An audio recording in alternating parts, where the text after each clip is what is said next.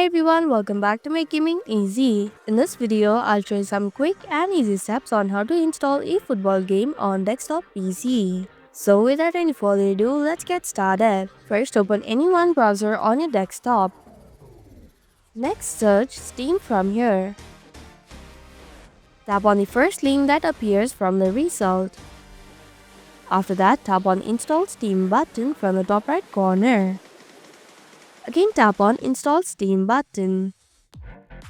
Open the file and download it on a PC. Now sign in with your Steam account. If you don't have it, tap on Create Free Account and sign in. Enter your username and password.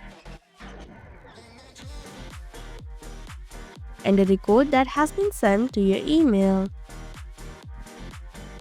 Now tap on the search bar and type eFootball. Scroll down and tap on Play Game button. Choose the location where you want to install the game. After that, tap on Install button. Tap on Accept button.